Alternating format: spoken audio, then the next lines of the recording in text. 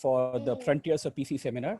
So today we have Karthik, who just finished his PhD from Tel Aviv, and he's from Technion with Edith, and he's sorry, and he's currently a postdoc at Tel Aviv University. He has a variety of interests in from PCP to this or that, and definitely he's currently one of the frontiers of PCP. And today he will tell us how to show hardness in P and how it is relevant to parameterized hardness or FPT approximation and things of this nature. And it is kind of going to be survey articles with lots of open problems. And so you see already he has put up the list of things from where he's going to pick up, and all these papers have appeared at top places and very recently.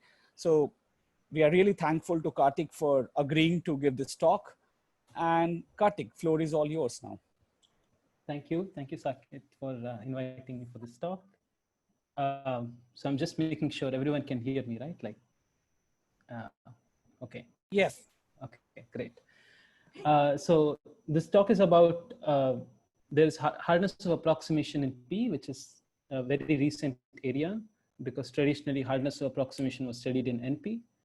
And I'm trying to there were several techniques, and I'm going to focus on two techniques and try to see some connections between them. So elaborating, the outline of the talk is as follows. I'm going to try to keep it focused on parameterized complexity as much as possible. So I'm going to overview what FPT in approximability is. What is the intersection of approximation algorithms and hardness with FPT parameterized complexity. And then I'm going to take a specific problem called max cover, which I'm going to define and tell why it's important. And once I tell you that it's important and we need to show hardness of approximation results for this problem called max cover, then it's about getting this gap. So I'm going to show how to get a gap for this problem using two different techniques. And the point is to give a flavor of these techniques. And then I'll make a lot of miscellaneous comments. And I'm going to end with a lot of discussion on open problems.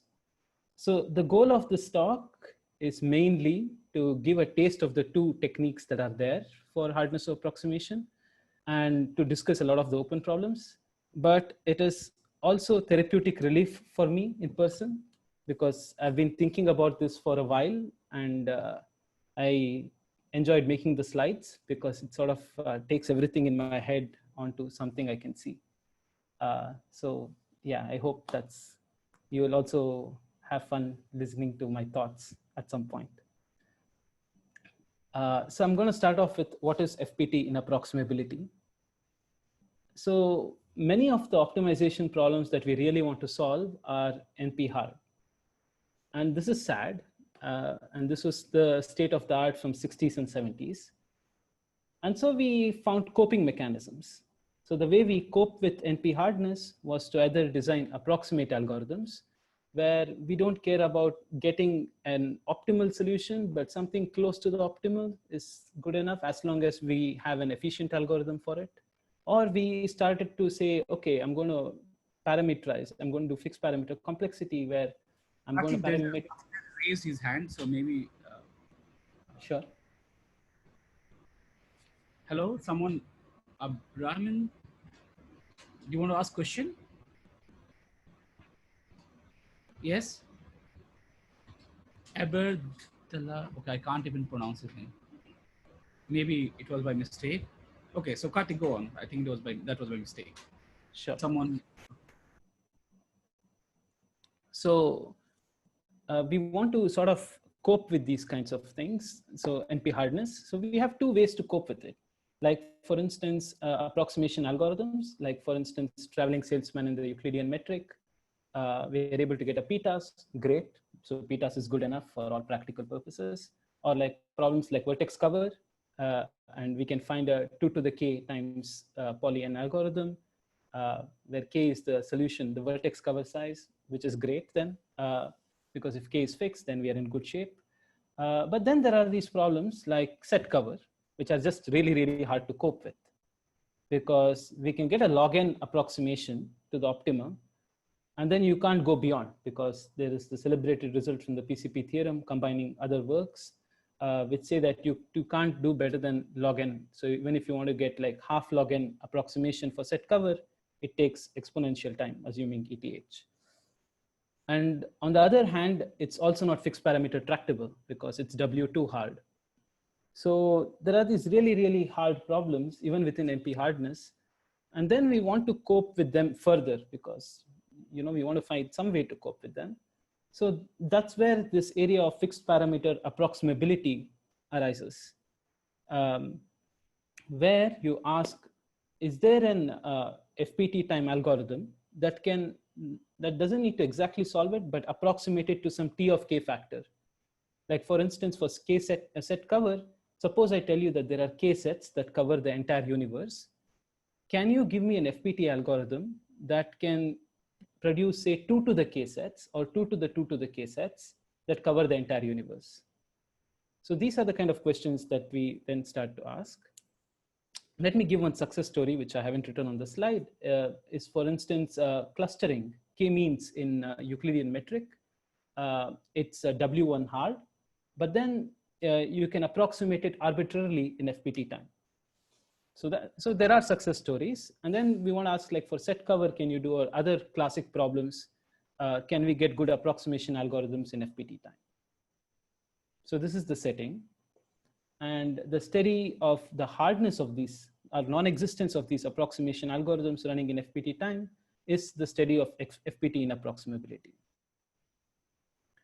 So to prove lower bounds, you need to base on something. Classic NP hardness assumes NP not equal to P. So the classic variant here would be to assume W1 not equal to FPT.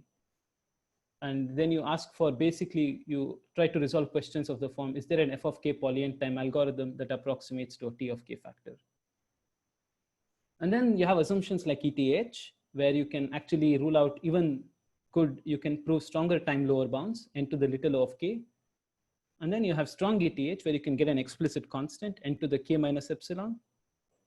And in fact, this is where the strong ETH point is where it connects to what is popularly called fine-grained complexity. Because when you set K equals to 2 or 3, these are the classic subquadratic hardness based on SETH that's there also parallelly running in literature in the last few years. So there is a lot of overlap between parameterized complexity and fine-grained complexity. And we're going to see these overlaps as we go on. I want to start by a disclaimer by saying that there are a lot of non-trivial works which are based on gap hypothesis, like gap ETH or parameterized inapproximability hypothesis. And I'm not going to talk any of those results because there the non-trivial challenge is to have gap preserving reduction. So you already have a gap and you want to sort of keep the gap while you do the reduction. And this talk is all about gap creation, because in an ideal world, many years down the line, you wouldn't want to rely on gap hypothesis. You want to sort of find a way to create gaps out of nothing. So now I'm going to survey a set of results that we know for creating gaps. So I think the first result of its kind was by Bin-Kai Lin, where he showed that the one-sided biclique problem is hard to approximate, even almost up to polynomial factors. And this was the basis for a recent line of results on coding theory and lattice theory. Where they showed constant inapproximability. And on the fine-grained complexity side, there is a line of work which depends on distributed PCPs, as it's called, and where they were able to show, for instance, the closest pair, given n points in log n dimension, find the closest pair, and things like this. They were able to rule out approximation algorithms. And this is there, they wanted to rule out n square hardness and things like that. And these two are completely different techniques. And they meet at the problem of set cover, where using one of the techniques, we can get inapproximability results, where we rule out any FPT approximation algorithm to any factor P of K. And there is a different technique of Bin-Kai Lin, which also gives the same result. And let me mention for the side that there are also results on linear programming, which uses a completely different technique, which is on efficient PCPs. there is a recent result on connectivity problems like Steiner orientation. But the focus of this talk is going to be on this selection of results because they fall under two class of techniques. And they seem to be having a theme that we can sort of try to abstract and talk about. Again, so there are two popular techniques. One is the distributed PCP framework, and the other is called the threshold graph composition. And in the threshold graph composition, we're able to show results for one-sided biclique, and then even set and all these other problems. And on the distributed PCP framework, you have all these quadratic time inapproximability results you can show. And there is set cover, which sort of sits. You can prove it using either of the two techniques. And now the focus turns to this problem called max cover, which is what I'm going to define it in the next couple of slides. And this is going to be the focus of the talk. I want to talk about max cover. And this was introduced by Chalamsuk et al. And this captures completely all the problems that we are interested in distributed PCP framework. So if we can show, for instance, that max cover also captures one-sided biclique or the other way around, then we have some unified framework to prove inapproximability results. So that's the goal, really. The goal is there a unified framework for hardness of approximation in P? Like, is there one technique that just gives everything? And there are two ways to ask this question. Take the one-sided biclique, which Bin-Kai Lin used threshold graphs to show the inapproximability of.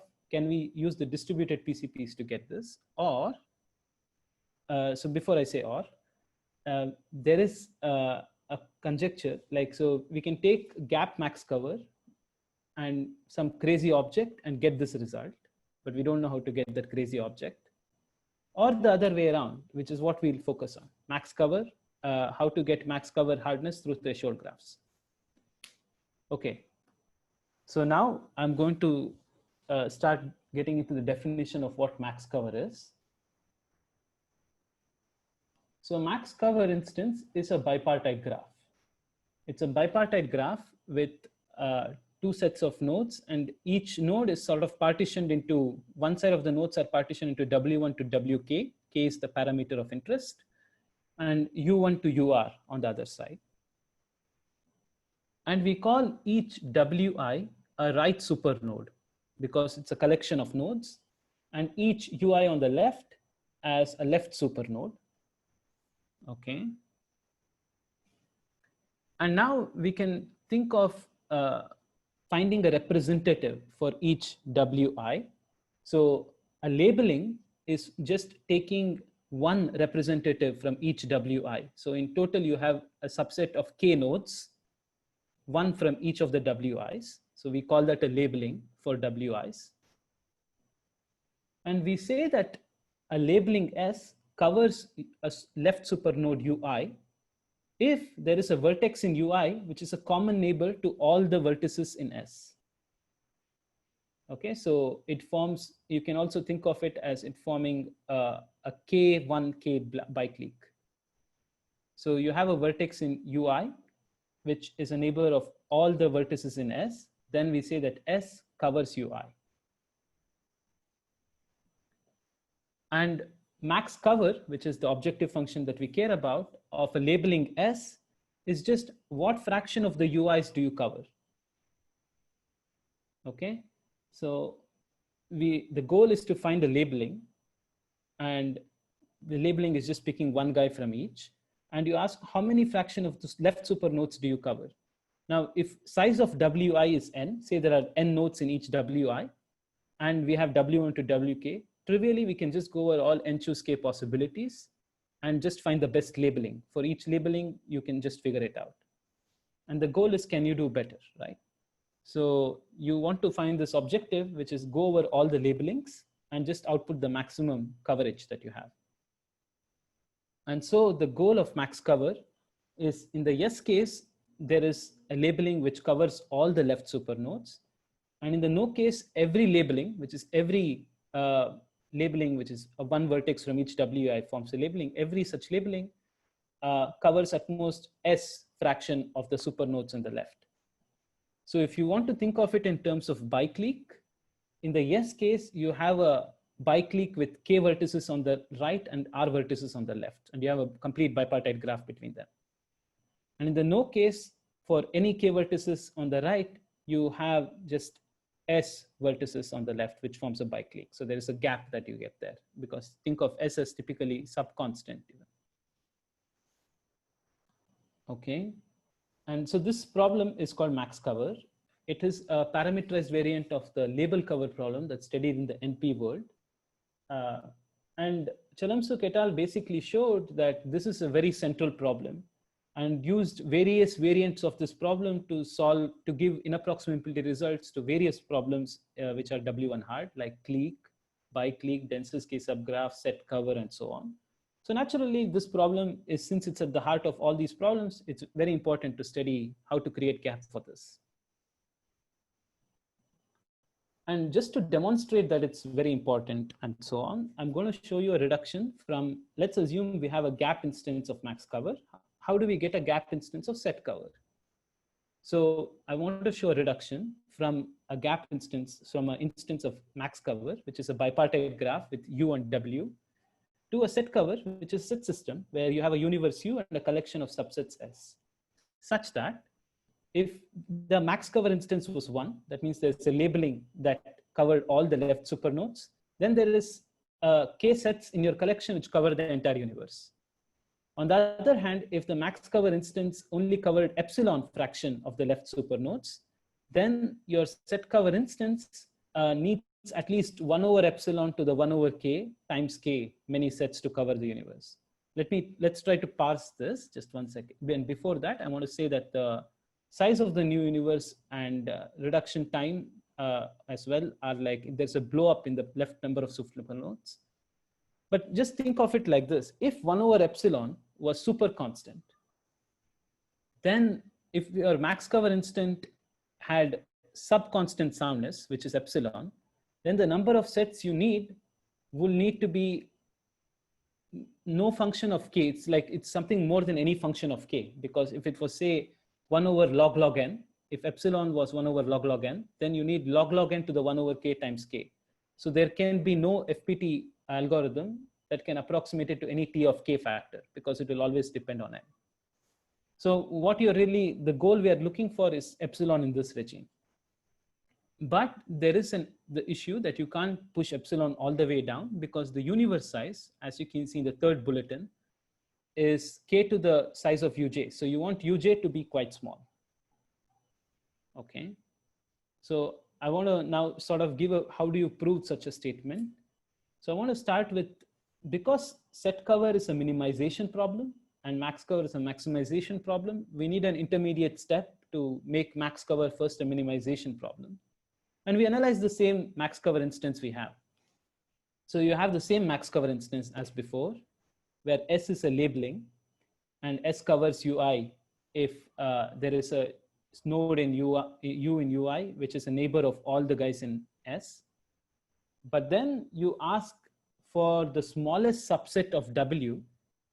Okay, so you take W, which is W1 union up to WK, and you ask for the smallest subset such that for every UI, there exists a labeling in X, not in W, but in X that covers UI.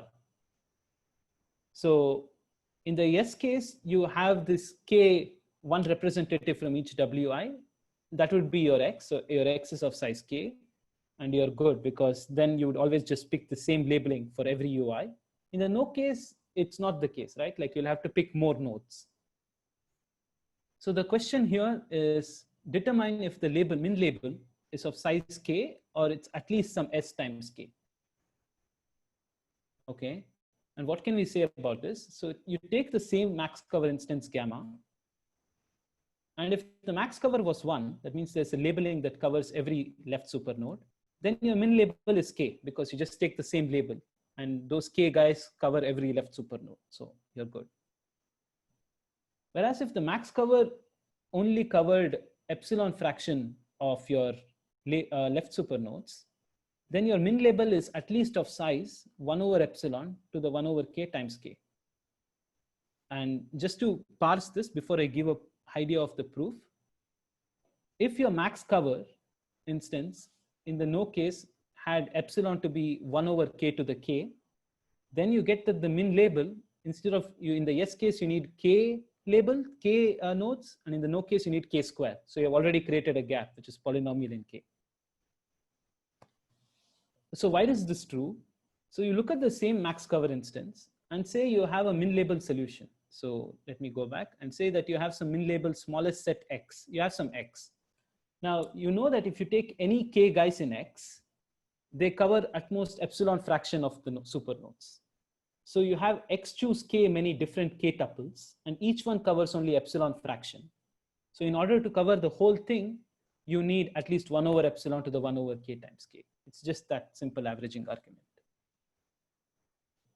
Okay, so now we have hardness for min label, and it's a minimization problem. So now we can directly go to set cover. So set cover, just for ease of notation, I'm going to assume that each of the UIs is of size L as written in the figure down.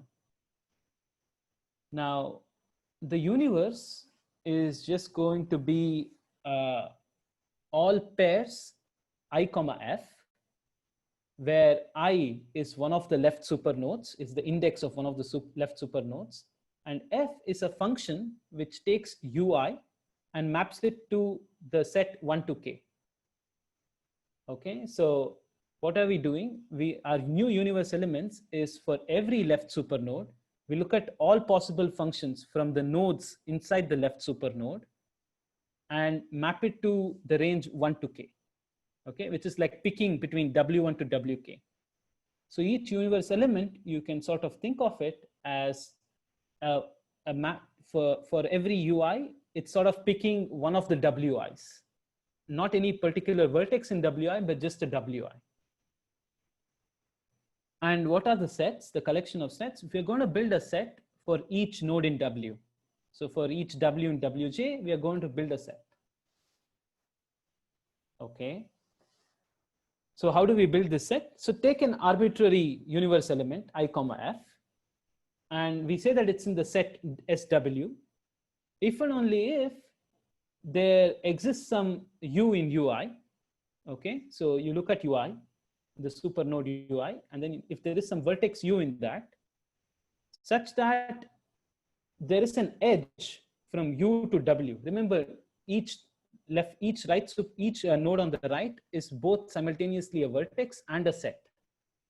So you still can think of it as a vertex, and between U and W, there is an edge, and f of U points to WJ.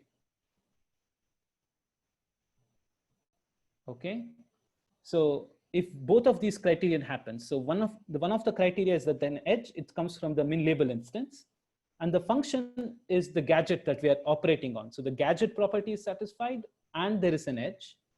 Then we include this particular universe element into the subset SW. And notice that because the size of the number of subsets we have is just size of W, because for each one we have a subset, and the size of the universe is we first go over every possible supernode, left supernode, there are R of them. And for each of them, you look at all possible functions from UI to the range k. So that's k to the L many functions. So this is the size of the universe. And now I want to just give a informal argument as to why this is a good reduction. Because if you had a labeling of the right supernodes, W1 to WK, that covers each one of the UIs, then you just look at the same W1 to WK, but now as sets. And I claim that it covers the universe that you just built. Why is that? Pick any arbitrary universe element, I comma F. Okay. Now, just because we know that W1 to WK is a labeling that completely covers every UI, then there exists some U, a vertex U in UI, such that you know that this U is a neighbor of every one of W1 to WK. So clearly, the first condition for this element to be in the subset SW is satisfied. And now, regardless of what f of u is some value between 1 and k. And for every one of those, we have someone in W1 to WK, which is there in our set. So this is why the k sets cover the entire universe. And in the no case, it's the same argument as min label, because if you picked a smaller number of sets, then you can just show that there is a smaller solution to min label, which contradicts our assumption. So from this, you basically get that determining if the set cover has k sets or set cover has at least needs at least s times k sets is hard, where the s soundness is same as min label. So this is just an informal proof. I mean, maybe the reduction to set cover might seem a bit too convoluted, but it's really not that convoluted. If you look at the standard linear programming solution to set cover, and you look at the integrality gap construction of that set cover, then the gadget you use is essentially this, because the intuition is that if the set of all possible functions can also be thought of as a hypercube in high dimension. And each set here represents a hyperplane. And ideally, you want k hyperplanes to cover the entire hypercube. And in the yes case, and in the no case, you take out certain hyperplanes so that you need a lot of hyperplanes to cover all of the hypercube. This is just an intuition. I don't want to go into the details, but yeah. So what I'm trying to say here is that max cover is a very important problem. And now let's try to look at how to create a gap. And before I do that, I need just the most basic of basic properties from coding theory. And I'm going to, whatever I need, I'm going to prove it right now in like a slide or two. So it's the most basic notions of coding theory. If you already know this, so I'm sorry already, because it's going to be very basic. And if it's not fresh in memory, then yeah, this should help. So a code is just a collection of strings of length L. So we are looking at binary strings where alphabet is 0, 1. So we are looking at L bit strings, and a code is just some collection of these strings. And then we define a notion called distance of a code, which is you look at every pair of strings in C and you compute how many coordinates do they disagree on. Right? So there are at most L coordinates. So they can disagree on all of them or none of them. Well, none of them is not possible because all strings are distinct. So it's between 1 and L. So, and distance of a code is the minimum over all of them. So you take the two closest, in some sense, strings in C, and that defines the distance. And the notion of a good code is when your C is quite large. So remember, C is a subset of 0, 1 to the L. So there are 2 to the L many strings. And size of C is at least say some 2 to the rho L, where rho is some constant. So it's polynomial in the size of the total space. So it's quite dense. And the distance of the code is at least delta times L. So that means that if you take any two code words, any two strings in C, they're going to disagree on at least a constant fraction of the locations. And this is a very highly non-trivial thing, because if they disagree, if you think of it geometrically, two strings in space, if they disagree on a constant fraction of the locations, that means they are far, okay? But at the same time, C is quite dense. So they are both dense and far, which are contradictory properties, and yet we can achieve them. So that is the non-triviality of coding theory. And just to give some intuition, I want to show a very simple random construction. And the idea is just the following. Just take random strings uniformly and independently. And for a small enough row, this is going to have distance at least 1/4 with high probability. So if you just keep on picking sufficiently many random strings, you'll have enough of them, so that's dense. And you'll have distance of 1/4 at least. So any two strings will disagree on 1/4 of the coordinates. And the proof is straightforward. How? You just look at, take any two uniformly independently random binary strings. They're just 0 or 1. So they'll agree on half the coordinates and disagree on half the coordinates. So expected distance is L over 2. And then you just apply Chernoff and ask what is the probability that their distance is less than L over 4? And this exponential in the length, right? So, and then you do an union bound over all pairs of strings in C. So the size of C was 2 to the rho L, and all pairs is 2 to the 2 rho L. And if you just choose rho to be small enough, then this quantity expression 2 to the 2 rho L times e to the minus L over 100 can be made small enough. So with high probability, a set of random 2 to the rho L random strings will have distance 1/4. And that's it, like that's the proof. So you should always think of, when you think of codes, you can just think of random strings. And there are many efficient deterministic constructions for these things, but it doesn't matter for now. So now that I have defined what a code is, I'll go back to the original thing and talk about 2 ways to create a gap. The first one is the distributed PCP framework. And I'm trying to, again, give intuitions using pictures, and I'm trying to avoid all formal arguments. So if you have any questions, I'm happy to give more formal arguments. So what are we going to show? We are going to show the inapproximability of max cover.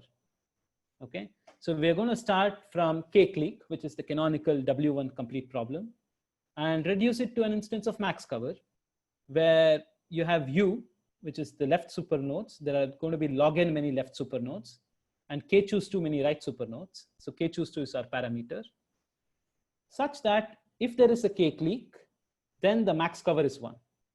If there is no K-clique, we're going to be using our code, random code that we just constructed, and show max cover is at most 0.75. So we've created a constant gap.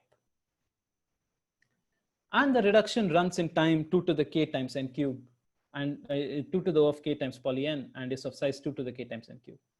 A very quick remark here is that notice that if k is some function of n, like say even O of n, then this size is exponential, right? So that is the reason why you need the PCP theorem and all these things in the NP world, because these kinds of reductions are exploiting the fact that you can run exponentially in K.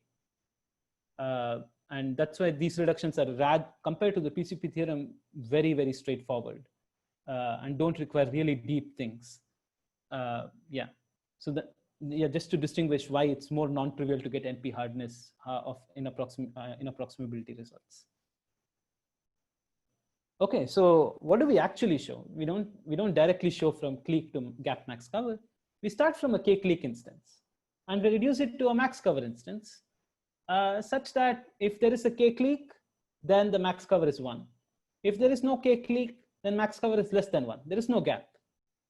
Okay, so there'll be just one supernode that's going to break or something like that.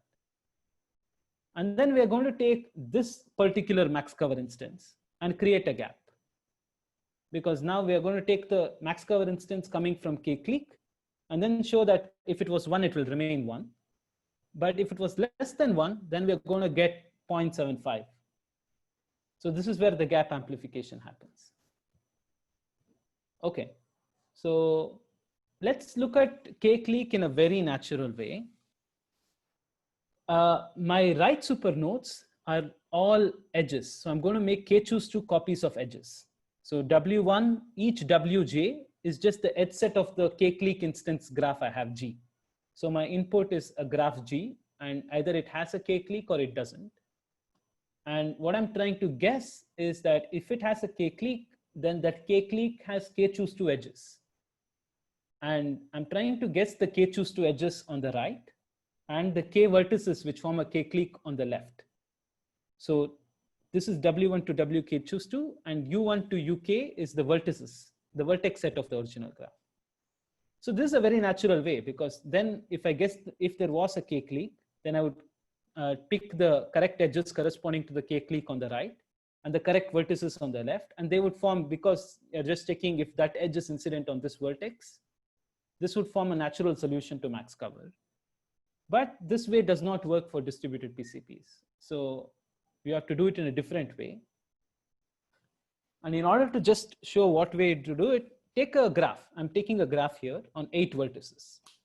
And instead of labeling the vertices 1 to 8, I will label them using the Boolean alphabet, binary alphabet, and label them from 0, 0, 0 to 1, 1, 1.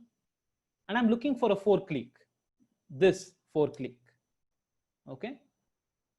And I can think of a witness for this problem as a matrix.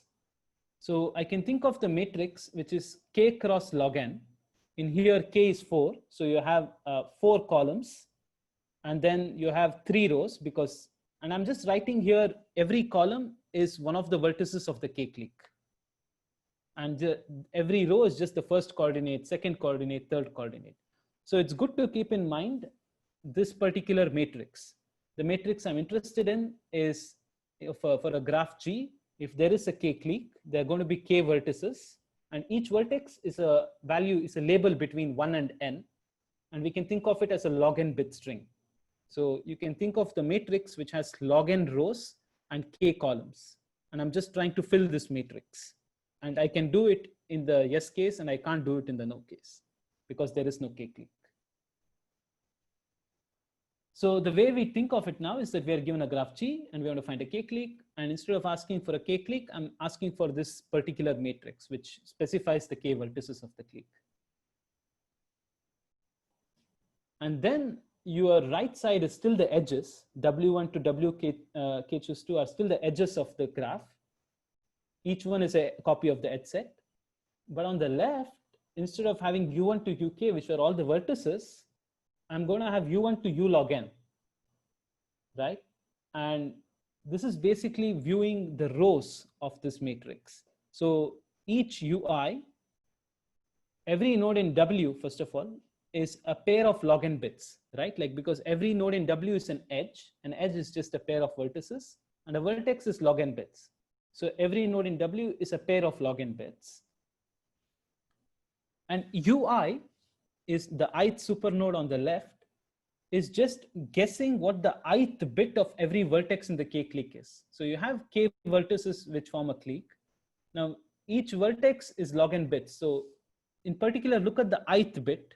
So UI is trying to guess what this ith bit of every one of those k vertices is. And since they're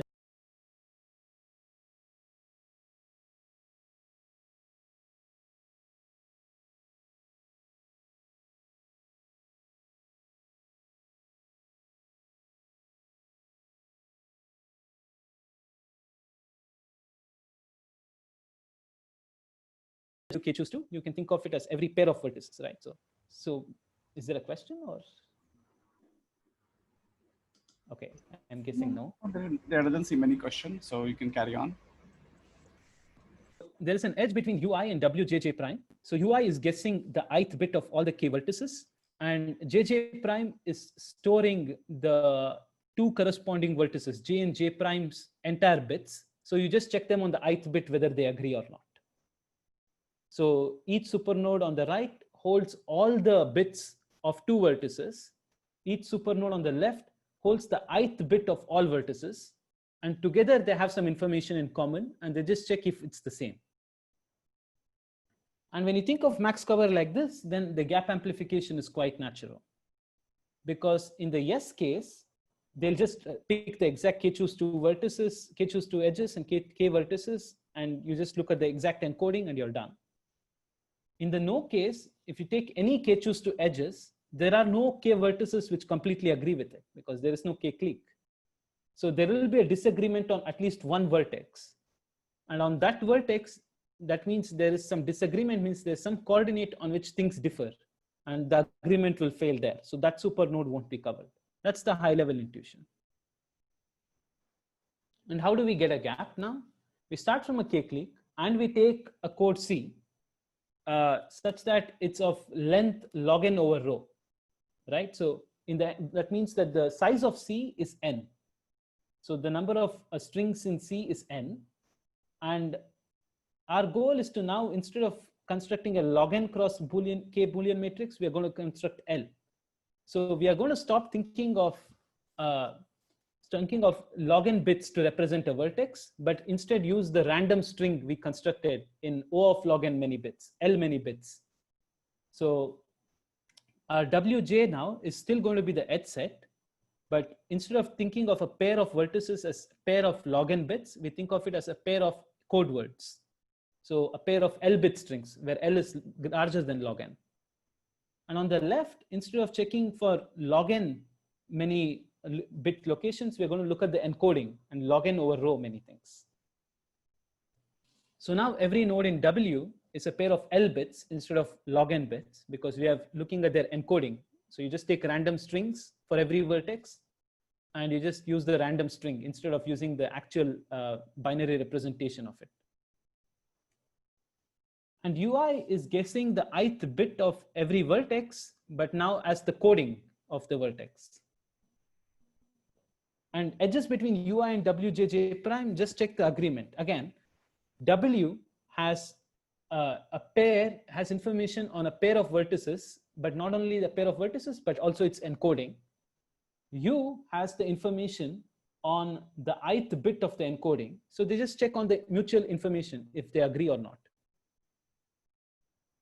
And this is going to give a gap, because now before, if they disagreed on one thing, the error is going to get amplified, because they can't just disagree on one bit, because now they're code words. They have to disagree on 1/4 of the locations. So 1/4 of the left supernodes are going to be failing. And that's how you create a gap. Now I want to prove the exact same result as I just showed now, but using a completely different technique, which is in the line of what Binkai does with using threshold graphs. So I'm going to prove the exact same result. And now I'm going to use threshold graphs and how threshold graphs can be constructed. So before I told you that there was a very natural way to look at max cover, which is you have k choose 2 vertices, edges and k vertices.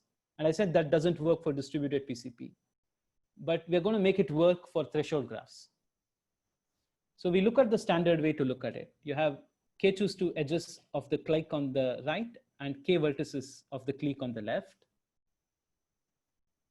And we are going to construct what is known as a threshold graph, which is you're going to construct this new set of nodes A on the left. And they are not going to depend on the edges between U and W. So it's input oblivious. What we do is that you look at the U was just the vertex set, k copies of the vertex set. And we associate each copy to a code C that we have. So simultaneously, each UI is going to be both a code word, that is a random string, and a vertex of the initial graph that was there. So think of each UI as a copy of C. And now on the left, you have T many things. And each AI or AT is going to be all possible K tuples of bits. Okay. And when do we have an edge? So you take some U in UI and you take some K tuple of bits in AT. Okay. So there is an edge between them. If and only if you look at U in UI, that's a code word, right? So it's of length, it's an L bit string, it's a L bit random string. And you look at its teeth coordinate, it's either 0 or 1. And on the other hand, Q, which is from Q1 to QK, is the teeth coordinate encoding of all the K vertices. So in particular, if QI is equal to UT, then you put an edge. Okay. And I want to prove some cool properties of this threshold graph. So forget about W for now. You're just looking at the bipartite graph between U and A. And there's a cool property that if you take any one representative from each U1 to UK, and you take any AT, there exists a unique common neighbor in AT. So why is this the case? So suppose I picked U1, U in U1, U1 in U1, U2 in U2, and UK in UK, and I look at their teeth bit, okay? So it's going to be some 1, 0, something like that, but it's going to be a T-bit string. And that T-bit string exists in AT. So that's going to be a common neighbor to each one of them. So in that way, if you think of it as a fake max cover instance, it has max cover 1. But on the soundness side, if you pick any two guys within the same UI, right? Then you're going to be checking on the same QT, right? Like, so if you took U and U prime, you want UT to be QI and U prime T to be QI. So, but U and U prime are code words. So they disagree on 1/4 of the locations, right? So in the soundness case, if you, instead of picking one from each UI, if you pick two from the same UI, then the number of supernodes in A that they have in common is at most the distance of the code, which is, and if you use a random code, we just showed it's L/4. So that is the thresholding property, right? If you picked one from each, then you have a lot of common neighbors. If you picked two from one, and then doesn't matter how you pick the remaining k-2, then you have a very few common neighbors. In this case, a constant fraction less.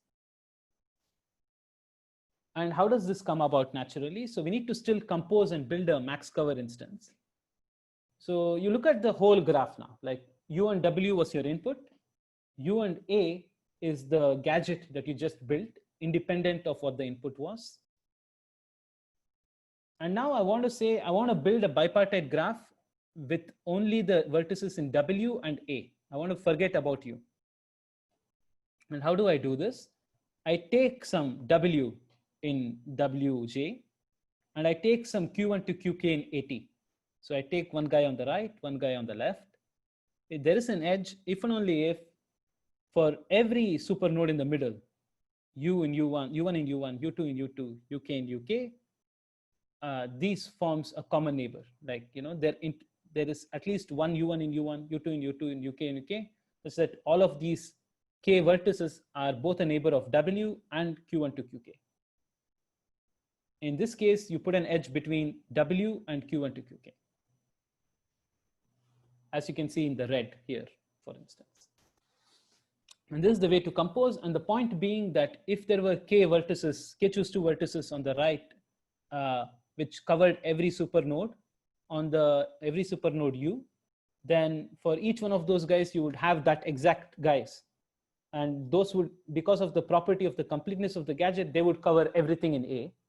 And in the no case, if you took any K representatives here and you looked at U, there would be one supernode where it would fail. So there you would pick two guys. And when you pick two guys in A, you don't cover a constant fraction less. So that's where the intuition comes from. Okay. So I want to now make a few bigger picture claims. That the distributed PCP framework, the way it actually works, I tried to simplify it without giving any details of how it would work, say, if you didn't take the K-clique problem, but started from strong exponential time hypothesis. So you start from a hypothesis. That hypothesis defines a predicate. So if you started on strong exponential time hypothesis, you would end up with what is known as the disjointness predicate. And you design some protocols for that. And there is a way to compose the protocol with the input to get a gap max cover instance. That's the distributed PCP framework. And it is very sensitive to the starting hypothesis. Depending on what hypothesis you start from, you will have to work very hard sometimes to get a gap max cover instance. But the way to compose is fixed. How you compose the protocol with the input is fixed. On the other hand, the threshold graph composition, which is mainly due to Lin, there we showed that you can actually start from an exact max cover instance. And if it has what is known as the projection property, which both K-clique has and ETH has, but not strong ETH, then you can get a gap max cover for free without working very hard. And the trick here is that the construction of the threshold graph, you can't just arbitrarily use the same threshold graph. It's very sensitive to the composition, the way you compose the threshold graph with the input. But the technique itself is oblivious to the starting hypothesis. So it doesn't matter what the hypothesis itself is. So this is how the contrast between the two techniques.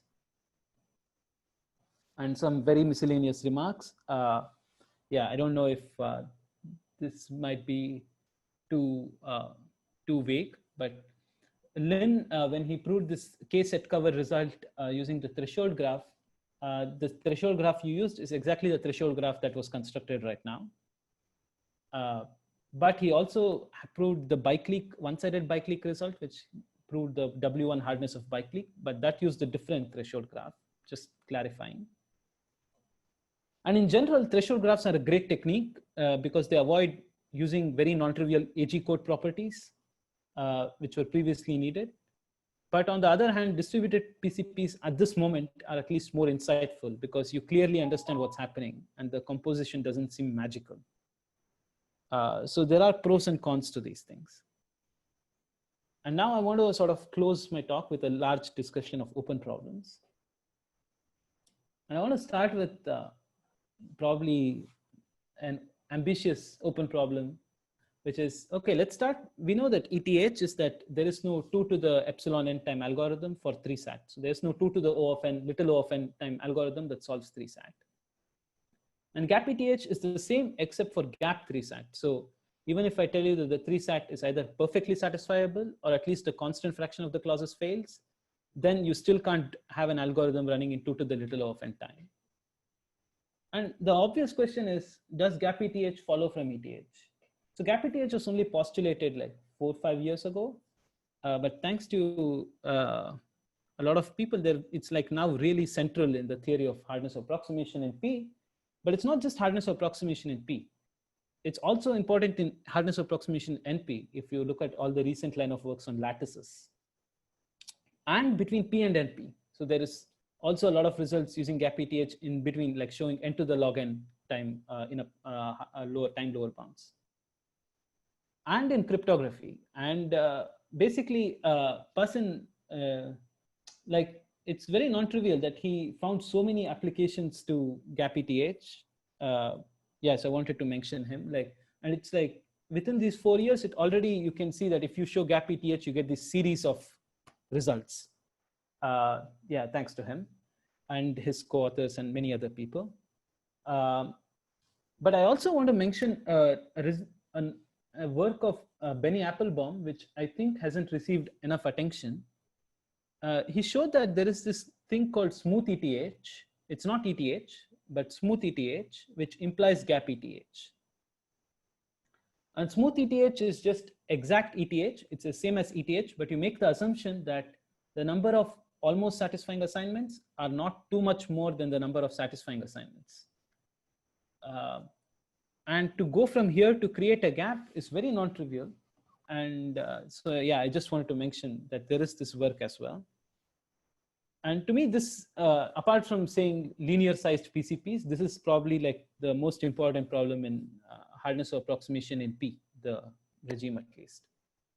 So this is my open problem 1.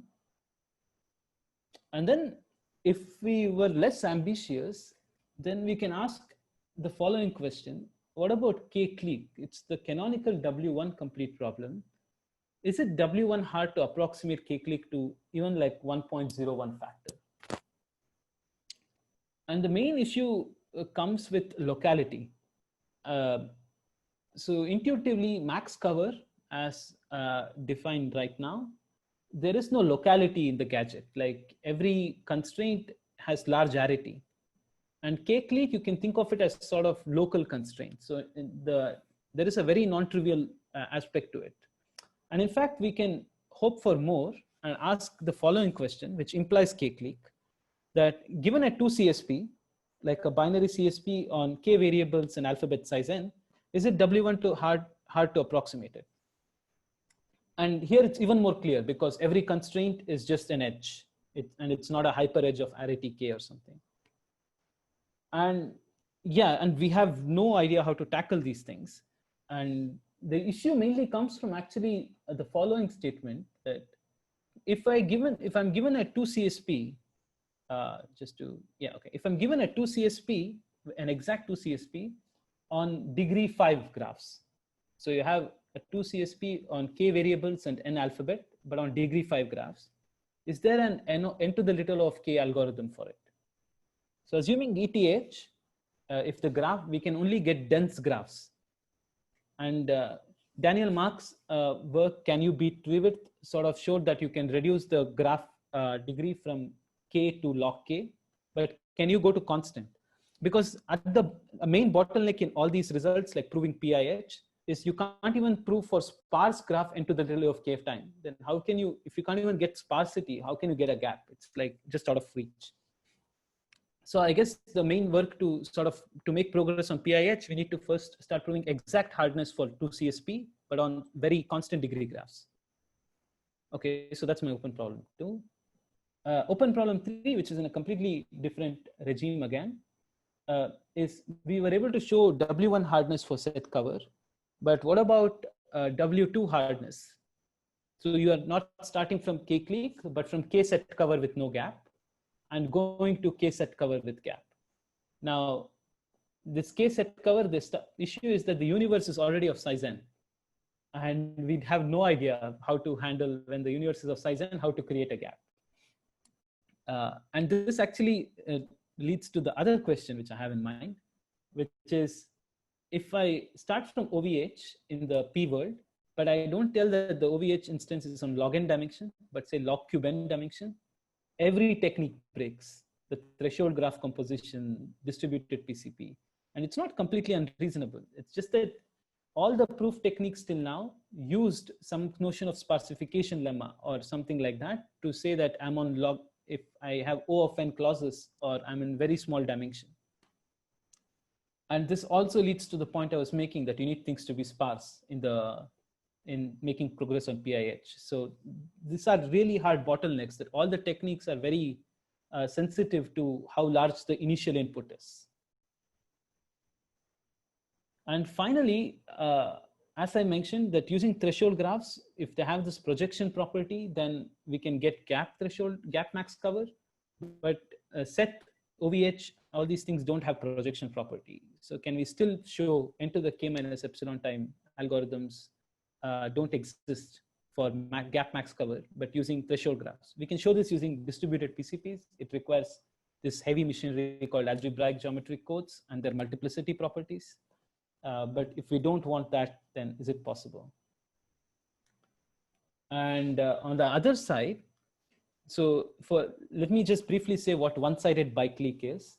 You have a bipartite graph and you ask, in the S case, there are k vertices on the right, which have a lot of common neighbors. And in the no case, any k vertices on the right have very few common neighbors. That's one-sided biclique problem. And in max cover, the only difference is you can't take any k vertices, but it's like k, one vertex from each wi. So there is this coloring that you have done for there are color classes of the W, and you have to pick one from each color class. And it is very, very non-trivial to get rid of the coloring. Unlike the multicolored clique to clique reductions, here it's very hard to get rid of the coloring. So my question is, can we reduce gap max cover with the coloring and get rid of it and get just one set? So can we reduce gap max cover to gap one-sided biclique? And in a paper with Passan, we discussed how non-trivial these things are, at least in the conclusion part of that paper. So this is more or less my time. So thank you. Thanks a lot to Karthik. Are there questions? If you have a question, you can just unmute yourself and ask, or if you wish to write in the chat, you could also do that.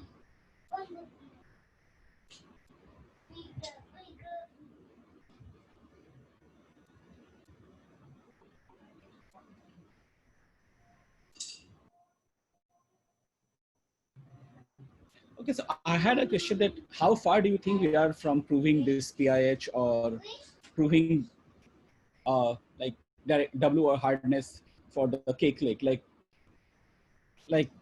something which is more like, we know that K-clique is not FPT inapproximable by gap ETH reduction, but like something which is with respect to FPT hypothesis, how far do you think that we are from the first of your open problem?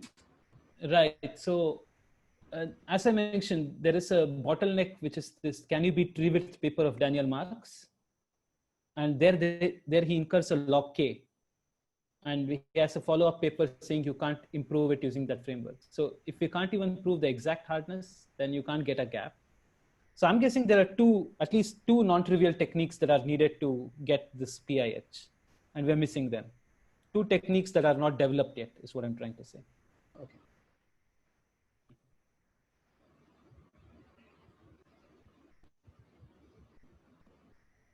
Anybody else? Maybe I can ask a quick question. Please go ahead. So you mentioned on an earlier slide that ETH has a projection property, but SETH does not. I was wondering if you could explain what that means. Sure. Let me just go back. So to get some max cover instance. Okay. So this is a max cover picture that you see on the slide. The projection property is just saying the following, that if you look at any node W in WI, and you look at, and you fix a UJ, right? So you fix one of the left supernodes and you take any one of the right supernodes, and either it has exactly one edge to UJ or all edges go to UJ. So one of the two. So take any W in WI and U in UJ and the entire supernode UJ. Either it has one edge to all of UJ or all the edges, or it has edge to every single node in UJ. And this kind of a max cover instance you can construct assuming ETH or W1 not equal to FPT. For instance, if you take the clique reduction, you have edges are the WIs and the vertices are the WJs. So if I fix an edge in WI, there are exactly two vertices, right? So each one will be in one of the supernodes. And you just go to that vertex. There are no two options that you would go to. So that's how you see the projection property. It's the same as the CSP projection property that's known in NP world. That if you fix one, you fix the other. Okay, thanks. Anybody else? Please feel free to ask a question.